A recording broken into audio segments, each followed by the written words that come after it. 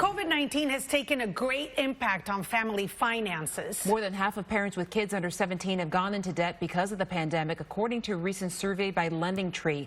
16% of parents have taken out a personal loan, 36% have raided their kids' college fund, and 15% do not even have a college fund, and 40% of surveyed parents say they'd struggle to come up with $400 for unexpected expenses. Joining us now with tips on how to manage your finances during the pandemic is Craig Bolanos, CEO and founding partner of Wealth Management. Good morning, Craig.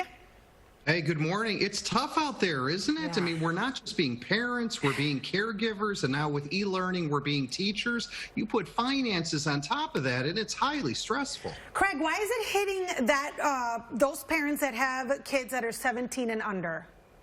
Well, I think it's where our finances actually are probably the least mature, just because it's expensive running a household and putting all these, mouths to feed under one roof. And I really want people to, if they haven't already, start prioritizing your payments. It's the food, it's the rent, the mortgage, the utilities. But the biggest thing we've seen in 2020 is you need to resist this concept of what I call retail therapy. You know what that is? Yeah, I have 3 pairs of shoes that would like to argue that with you. Yeah.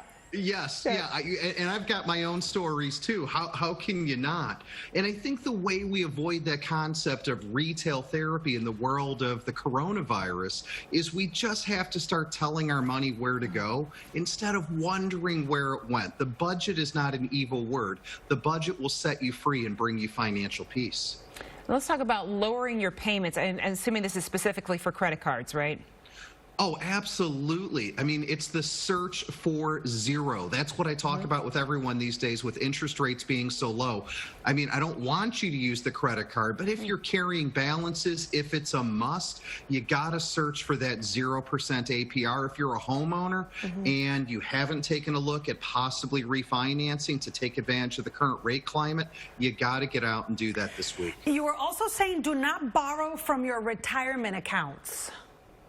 Yeah, the tough thing is, and it was in that survey that you mentioned at the top of this segment, there are so many people that have had to borrow from their children's college fund, or maybe it's not a borrow, they've raided from the kids' college fund. I would much prefer that people do that than borrow from the retirement account, because you can get a loan for college, but last time I checked, I haven't seen a single bank give a loan for someone to get retired and stay retired. So don't touch the retirement accounts. We're seeing some parents arguing with universities about tuition payments when some children are learning from home.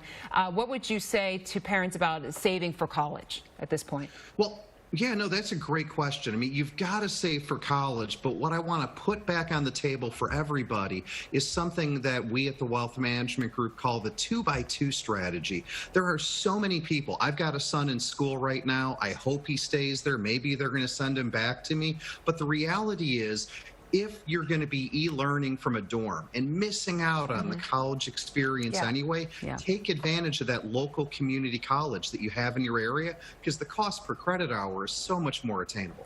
And this is interesting. Since the pandemic started, I've been listening to this. Everyone must have powers of attorney and health property, along with a basic will.